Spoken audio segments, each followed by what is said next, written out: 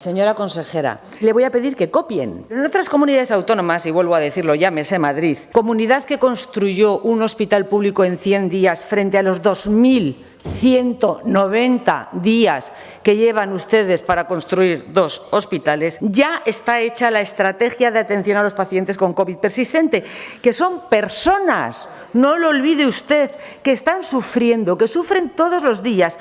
Pues bien, esa estrategia ya la pusieron en marcha en marzo de 2021, basada en 4 pilares: una unidad de rehabilitación, unidades de seguimiento, unidades hospitalarias clínicas y respuesta asistencial en salud mental. Y hay más de 15.000 aragoneses que padecen desde hace meses COVID persistente y lo están pasando francamente mal. Cansancio, un 95%, dolores de cabeza, 86%, dolores musculares, 82%, presión en el pecho, 76%.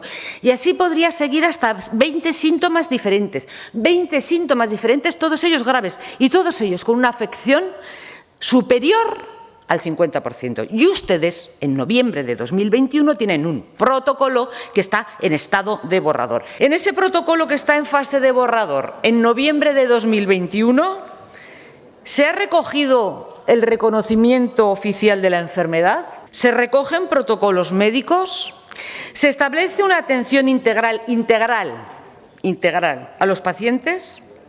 ¿Van a poner en marcha una unidad de rehabilitación de secuelas COVID? ¿Luchamos contra el COVID persistente o no luchamos contra el COVID persistente? ¿Atendemos a los pacientes con COVID persistente o no atendemos a los pacientes con COVID persistente? Si otros lo han hecho, ustedes también deberían poder hacerlo. Y si no son capaces de hacerlo, tenemos un problema mucho más grave que su nefasta gestión. Tenemos un problema que se llama ineficacia.